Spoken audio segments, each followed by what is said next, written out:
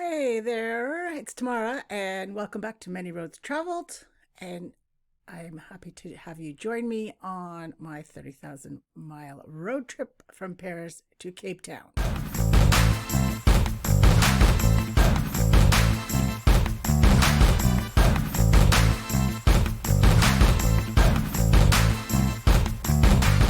Welcome to episode number 12. And on today's episode, we are going to the desert, Siwa Oasis, where we're going to spend about just over a week there. So now we've been on the road for 63 days and we have covered, well, this episode we'll be covering another 950 miles, which will take us up to 7,200 miles. Before we crack on with Siwa Oasis, and the review of the week is from Ridiculous Patronus 1. Great name. 5 stars. Fantastic. So entertaining and fun. If you like to travel, these personal travel stories will keep you laughing and on the edge of your seat. Great hostess and detailed stories. Looking forward to more episodes. If you like traveling or hearing about other areas of the world, it's a must add. Thank you very much. That's awesome. Okay, so let's just crack on. Okay, we're in Cairo and we got up early on day 63 and then we head out to get the bus to Marsa Matruh. So got on the bus about 8:30 in the morning. It was a 6-hour bus ride to there, which is on the coast.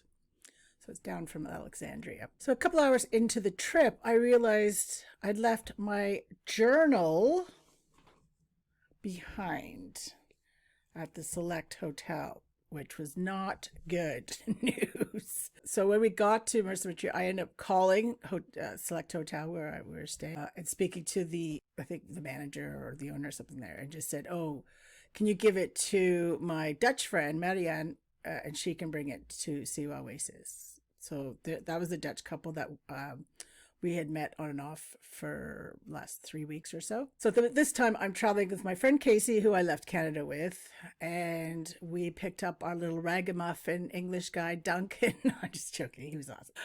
Along the way. So there was the 3 of us. So we get to Marsa Matruh, and of course, it's like over 4-hour wait to get the bus from there to Siwa, which was another 300 kilometers. So I think it's about 550k from Cairo to Siwa. So we didn't roll into Siwa Oasis till about 11:30 at night. We just found a hotel which was called the Medina Hotel, although I from then on always called it Funky Cool Medina. So we all called it that, of course. Yeah, just grabbed something to eat and crashed. We were pretty exhausted. It was a long day. I mean, we left at 8:30 in the morning and didn't get there till 11:30 at night. So anyways, the next morning, so day 64, I got up early and decided to have a little walk around by myself. So Siwa Oasis, it is about 80 kilometers long by 20 kilometers wide. There is, I guess, over 300,000 date palm trees, 70,000 olive trees, and there's 300 natural springs, like freshwater springs. So that's why it's quite important, and it has been for thousands of years, especially for nomads and Bedouins. And there's about 25,000 people that live there full time, and they're from the I think it's Berber tribe. So quite different to the rest of Egypt, Siwa Oasis for sure. And it's in the kind of the middle of the Great West Desert, I think it is. So I decided, okay, I'm gonna, have a little walk. I mean, the city center, like I say, city center, it's pretty small. Yeah, so I just decided to have a little walk around, and you went through like, because it's like small pathways. I mean, I wouldn't call them really roads, and definitely not paved, obviously. And you just walk through the plant, like all these trees, and it was pretty amazing. And I had my Walkman on, because remember, this is back in 1993, so it was the old tape cassettes and Walkmans. So I'm just bopping along, and I'm having a great old time. And I remember looking up and going, okay, so it's quite isolated, like all I can see is just trees. And I decided, I saw a little pathway, so I thought I'd just I don't know, deke through there. So I cut in through there so I'm on a much smaller now little pathway. And I just felt like someone was watching me or something. And I turned around. Well, there's this dude following me, scared the shit out of me. Like I was just like, because I totally thought I was by myself. And then I'm on this smaller path. So he's, followed me onto that. And, there's nobody around. I'm like, great. So just getting over my initial shock. And then he just looks at me and he's like, F you. And I'm like, what? So I thought maybe I'm on his property and I'm trespassing or something. So I'm like, ready to apologize and get back on the main path. But no, he starts hiking up his I forget the name of it, his skirt thing, right? And making all these sexual gestures. And I'm like, whoa, whoa, whoa, whoa. And then he says it again, F you, making all these gestures. And I'm like, no, no, no, no, no, no. And he starts look around, and I just keep yelling out no, and then he just started he just turned around and took off. But my shock and my scared is turned into I'm now pissed. So I start chasing him through the trees. I don't know what I was gonna do. I think I was just pissed. And anyways, he has his little donkey cart, which is one of the main modes of transportation in Siwa, on the main path. So he jumps on that and away he goes. Seriously, it scared me. It could have went, a lot worse, but it was okay. I, scared him away, I guess. So I just walk. I was like, okay, well, I'll just continue, but I'll go back on the main path. So at least I might see some people. I don't know. Didn't really see anyone else. And then there's it's called the Hill or the Mountain of the Dead. And now just a quick sponsor break.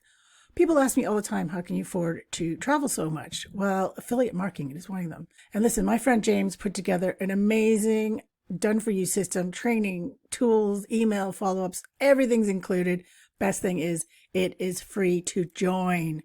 And you could start making money from 7 different income streams in this system in literally 2 minutes.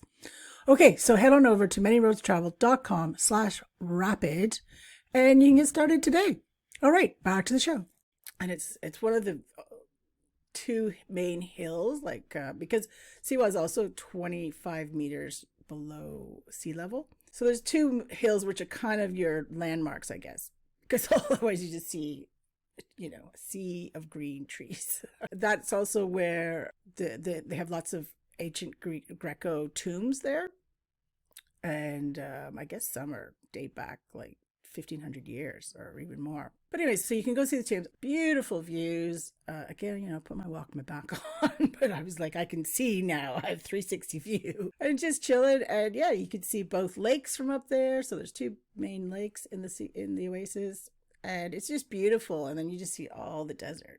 You really are an island on a sea of sand. So I chilled up there for a little while. Next thing I know, here comes 2 army dudes climbing up the hill, making the way towards me. I'm like, no, not dealing with any more crap today. So I just kind of climbed back down it and headed back to the hotel.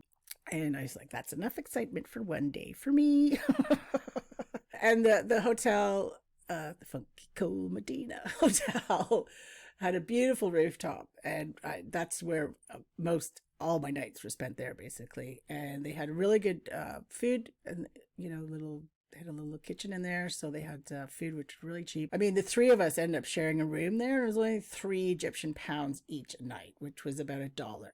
2020 rates, it's about 16 Egyptian pounds to $1 US, and back then it was just over 3 Egyptian pounds to $1. So it was a bargain. Yeah, and then they had lots of backgammon sets up there, and just cushions on the rooftop, and yeah, it was a super nice place to chill out. So that's what I did the first night, just lots of backgammon and eating and drinking lots of local tea, which was nice. So the next day, which is day 65, I just had a rooftop day.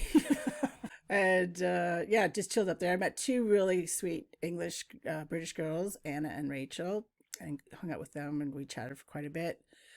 Probably played some more backgammon. I was also working on my tan because Siwa is also quite conservative Muslim, and there's like, so, well, at least in our hotel, but lots of signs is saying, to ask foreigners not to show much skin, especially don't wear shorts.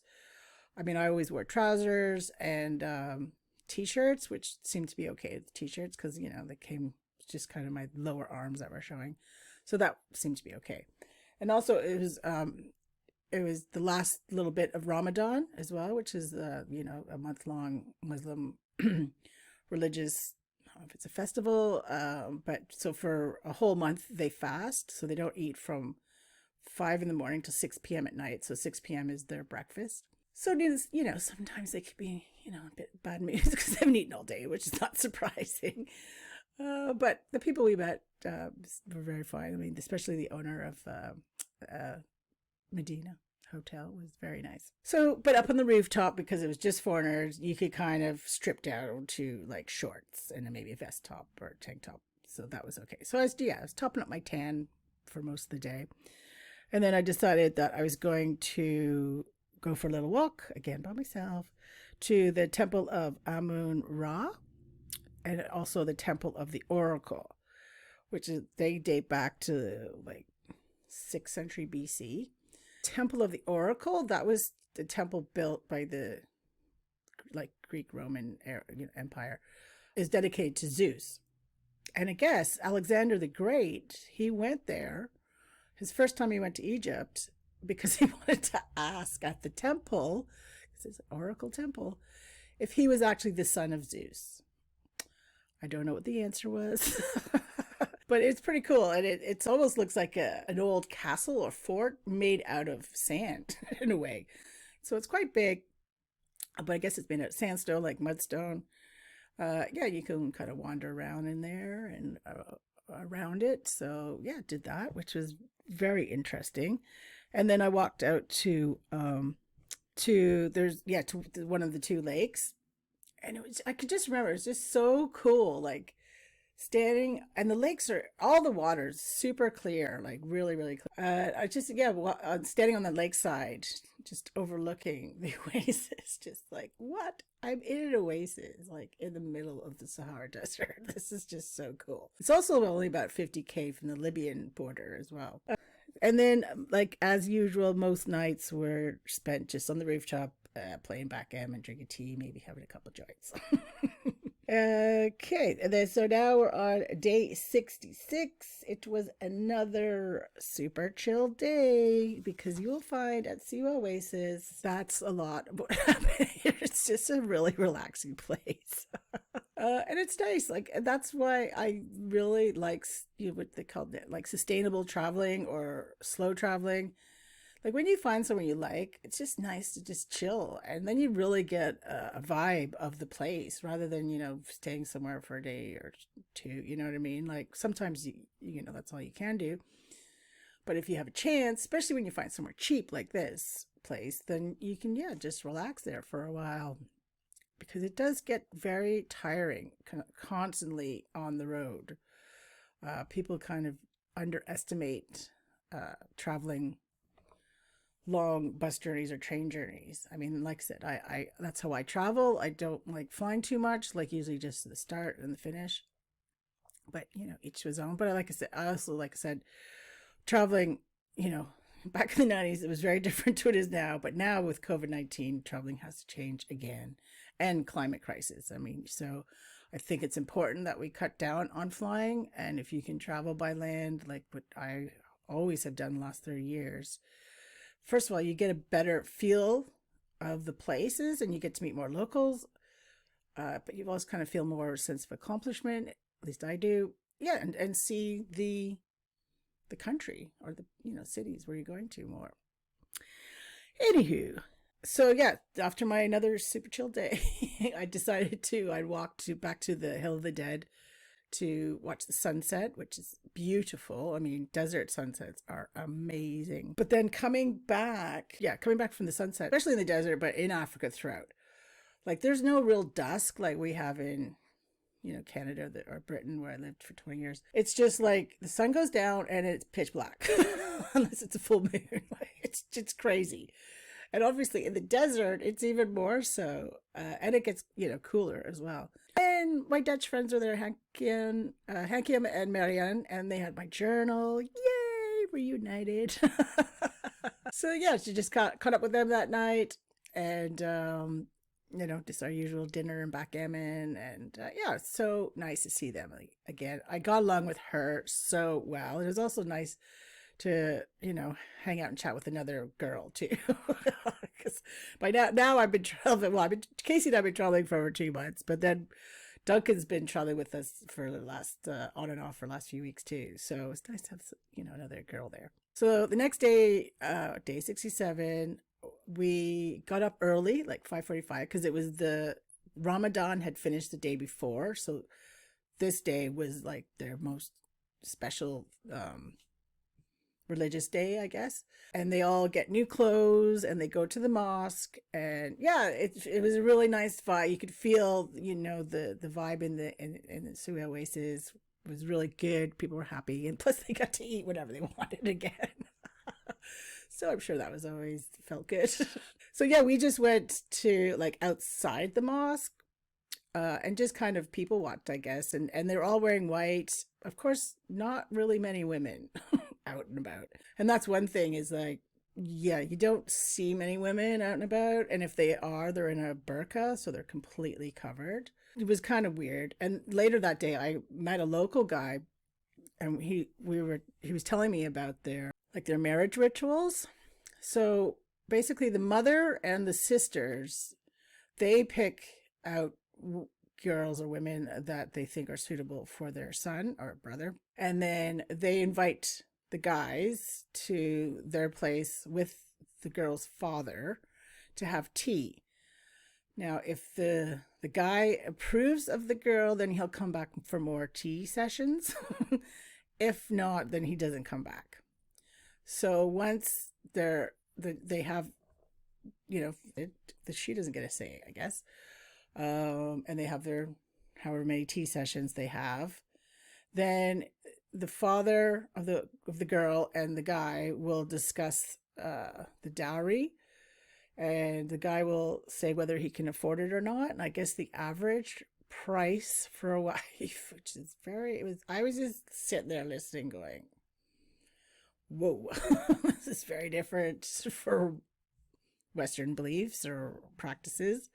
Remember, I was only 23 at the time too, and the first time I'd been properly outside of Canada or the States. And yeah, so if he can afford her, like I said, it was 6,000 Egyptian pounds, so say 2,000 US dollars, then the father will accept the dowry and they get married. However, they do have a refund period. So if the marriage isn't working out within the first couple of months, the money back. I don't know. It's just like, what? And also it's more expensive for the first wife, so second and third wives get cheaper. And I guess the average for men to have 2 to 3 wives, and the average families have 15 to 20 kids, like with all the wives together. But yeah, it was a different, very difficult concept for me to grasp, I guess.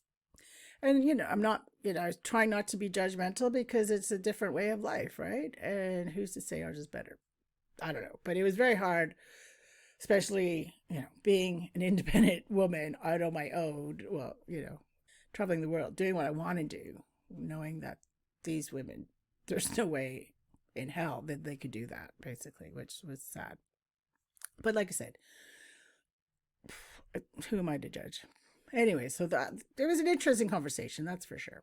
Yeah, I was going for a walk. Well, of course, night fell again, and it was dark, and I totally got lost because I couldn't see any landmarks. So I was slightly freaking out because, you don't have a phone. There's no mobile phones out. They didn't exist at the time anywhere. So I just kind of kept walking, thinking I'm going the right direction.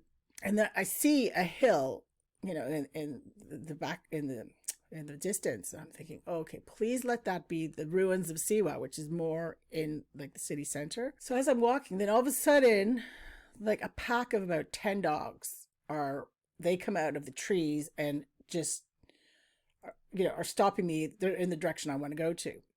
and they're growling and they are like quite menacing. And so I'm looking around for like stick or something. I think I found like one rock and there's 10 of them. So I'm trying not to show fear because that's what they say, don't show fear. Although I am also trying not to have a heart attack at the same time.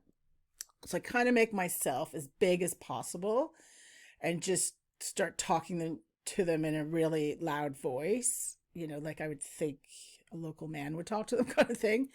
And I just started walking towards them, looking them in the eye, and I really thought I was going to be a goner. I really did. I'm like, oh my God, I'm now about to be attacked by a pack of dogs. Awesome. But yeah, I ended up to just kept walking towards them and just like, just being big. And yeah, so I walked, basically, they did part ways as I walked through them. And they were still kind of growling a little bit, but it calmed down quite a bit. But then I thought, oh my God, when I'm back to them, that's when they're going to attack. So I kind of walked backward, like for, I don't know, 20 meters or so, just watching them, but walking back. And then the dogs kind of went back in the trees and I carried on. Finally got to the hill. Oh my God, no, it's the Hill of the Dead. So wrong hill anyways. I was just like, Jesus. So, but then at least I knew where I was. So by the time I got back to the hotel, it was 3 hours later. It was about 7:30 at night. I was pretty exhausted just of stress, thinking I was going to die by dogs. So yeah, I just caught up with Hank and Miriam, and we had dinner together and played some backgammon and called it a day. So day 68, the three of us, Hank and Miriam and me, we rented bikes for the day. So that's kind of the two main transportations, donkey carts or bikes in Siwa Oasis. So yeah, so we took off to go to the lake that was furthest away from us, which I think is called Fatness Lake. And it's so beautiful. There's also some hot springs there, Kegger Well, hot, and you can go swimming in those. Oh, so nice. I mean, I have to say the weather was great for my blood illness. So yeah, I wasn't feeling too achy like I normally have or normally do, I guess, still to this day.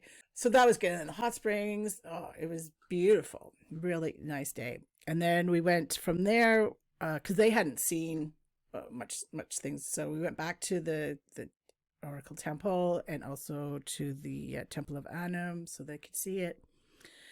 And there's also Cleopatra Bath, which is another, I guess it's probably the most famous spring there, like in Siwa. Again, just crystal clear, beautiful, and it's just a stone pool. It's yeah. And again, I was thinking, wow, like these spring, like these water, like I mean, it's been the lifeline of these people for thousands of years, and that's pretty cool. To think about that. So later on, we decided we were going to bike out to the Sea of Sand for sunset. So it's about 7 kilometers each way. Now, mind you, these bikes are not great at all, especially the padding in the seats. None, basically. And like I said, and the paths, like they're paths with, they're stone or dirt paths with stones and things. But so it's pretty hard going on the bikes. But anyways, we got up to the Sea of Sand and wow, especially sunset, like so beautiful. I decided to walk up by myself, like further onto some dunes. So I came, went down and up some dunes. So beautiful at sunset. Like it really is. Yeah, Sea of Sand. And the colors, the lights just change and, pinks and reds and oranges, and absolutely beautiful. And Duncan was doing some cartwheels. It was really cool. So of course, though, as soon as the sun sets, pitch black. And oh, that's right, because Casey and Duncan joined us to go out there too, and I think Anna might have come as well. We couldn't. Where the hell did we leave our bikes? Oh my! Anyways, we finally found our bikes. Then it's like trying not to kill ourselves biking back the 7 kilometers in the pitch black because there's some potholes and stuff, and had a couple of little wipeouts.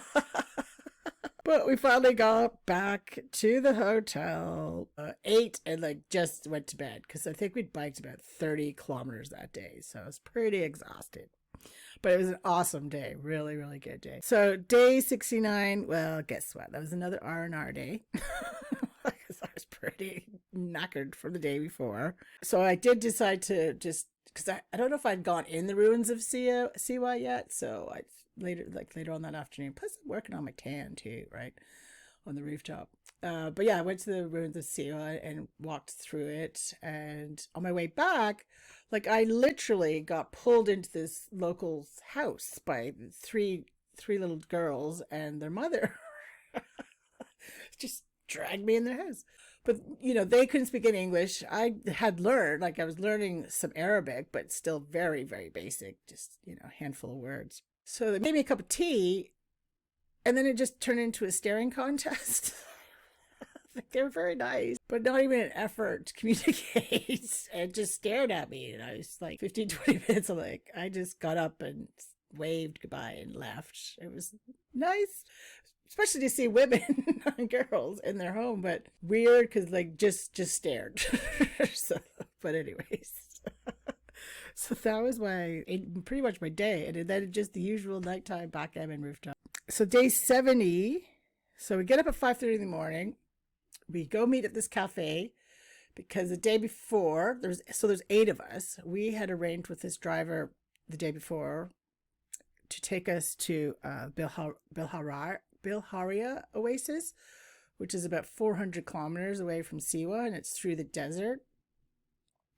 So I'm like more towards so the 8 of us were splitting the costs and getting like a pickup truck, 4x4 pickup truck to do that. So yeah, we're there at the cafe 5:30 in the morning. Like we're waiting. A couple hours pass. Then we hear news that our driver's been arrested.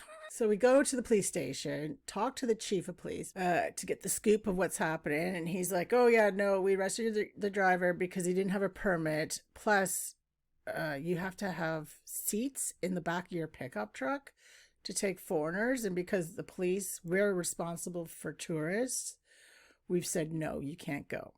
But if you had seats in the back of the pickup truck, it'd been fine. So I don't know really how much that made sense, but so no go. And plus our driver is going to be in jail for another 24 hours. So kibosh that idea. So we went back to the cafe, the 8 of us, to figure out what we're going to do. So Casey, Duncan, and myself decided we were going to go to Alexandria the next day.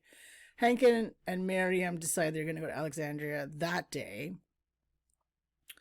And Anna also was leaving that day. So I had to say goodbye to the three of them, but especially Hank and Miriam. Like I said, we met in Petra, Jordan. So we've been traveling on and off together, or at least seeing, each other in various places for a month. And it was really, really sad to say. And that's the thing when you're traveling, like you can meet people for one day even sometimes and have such a strong bond with them, even though you'll probably never see them again. I mean, nowadays it's a lot, you can keep in contact through Facebook or email or whatever. So it's a little bit easier. But back then, internet didn't exist. So it was a lot trickier. So yeah, it was a bit of a tearful goodbye with them. As well as Anna. I really liked Anna too. We got along really good. I mean, she was only 18. I was like, wow. Because I was like 23 at the time. But yeah, she was awesome. And Duncan in love with Anna too. So like literally. So they were sad saying goodbye to her too. So the next day, so day 71, we decide, okay, there's a bus at 10 a.m. that goes to Alexandria. So we get there. Well, nope. Bus is absolutely packed. No chance. Casey and I are like, are we ever going to leave Siwa now? Because we've been here now, over a week. So we decided, okay, we're just going to have to like push our way onto a bus to go somewhere. So there was a bus going back to Mersa Matruh. And yeah, we literally like rugby scrummed our way onto this bus. I got a seat with no back to it, which is great because it's a good 3-4 hour ride through the desert to get there. But I did get to sit beside a Scottish guy who was really interesting, and him and I just chatted for like the whole trip. So I learned quite a lot of it. He was telling me about battle in World War II that was in that area, all about that, and about Southeast Asia, and lots of really interesting things. So he was cool. But the lady behind me, remember, I got no back to my seat either. She was just screaming in pain almost the whole trip, like any bump or anything. Like, so I felt sorry for her, but then it was kind of annoying after a while. So it was a very interesting journey anyways. So we got back to Mercer Matru that night and yeah, just grabbed a hotel. But Duncan was not feeling good at all. He thought he had some sort of kidney infection. So the next morning, he decided he was going to go to the hospital, which I think was a very smart move. And he's like, no, you guys go ahead. I'll meet you at the Select Hotel in Cairo, in a day or two. Because also his sister was flying in from England the next night as well. So he had to get back to Cairo. So we're like, okay, we'll see you in a day or two. Take care. So yeah, Casey and I just got the bus, which is like I said, 6 hours to Cairo, and just went back to Select Hotel, our Cairo home. And yeah, so it was a good 10-day little excursion to Siwa, which was great. And next week's episode, so next Thursday, we're going to Luxor. But before we go, it's time for Tam's top tips. So I would say my top tips for now, so for 2020, whenever COVID-19 ever ends, but you can get a bus directly from Cairo to Siwa leaves at 10 p.m. at night. And I think it gets in at about 7:30 in the morning. And it's around $16-17 quicker. Plus you save a night's accommodation. You probably won't sleep unless you're a really good sleeper, but hey ho, you'll get there in one go. So that would be tip number 1. Tip number 2 is, Siwa Oasis. It is so unique and different to the rest of Egypt. I really would recommend going there. And it's so chilled. Yes, I had a few little incidents, but they can happen really anywhere. But yeah, like I said, I don't think I went into the tombs. I don't remember, and I didn't write in my journal, so probably not. But they're open from 7 a.m. to 2 p.m. or noon on Fridays. Remember, Fridays are the Muslims' holy day, like Sundays are to Christians. And yeah, so there's some really cool paintings on the walls, and there's 1,500-year-old Greco-Roman mummies that you can see there too. So there's a few tombs that you go to. So I would do that. And another thing I didn't do is, which I would recommend, is you could do like a desert safari. So spend one night in a Bedouin camp. So you just sleep under the stars or in a Bedouin tent, and you just go out in a 4x4. It's about like 20K from Siwa. It's called Bir Wahid. There's also a hot spring there, another different hot spring. So that would be pretty cool to do, and I think you probably do that pretty cheaply as well. And I don't think you have to have seats in the back of your pickup for just that short excursion. But if you really were feeling adventurous, although even nowadays, I just looked it up today, and it's still pretty hard to do that trip to that other oasis that we want to do, because it's 400 kilometers through the desert. But you still, you might be able to. And then for women, okay, maybe don't have your hair, don't listen to me. It's be aware of your surroundings a bit more, and definitely dress appropriately. T-shirts seem to be okay, but definitely trousers. In the hot springs, it was okay. I think we might have swam in our shorts and vest tops, not bikinis. That's probably the best thing I would suggest. But besides that, it was fine. Dogs, people follow you, but that happens to me quite often in different places. So I wouldn't let that put you off. I would definitely recommend Siwa. Okay, so I think that is about a wrap for today. Please leave your reviews so I can give you a shout out the next week or two on my podcast. And head over to the website manyroadstravel.com for more info and up-to-date information. And obviously YouTube, please hit that old like and subscribe and ding the notifications so you don't miss a step along the way. Okay, I think that's about it. So safe travels, one road at a time. Cheers.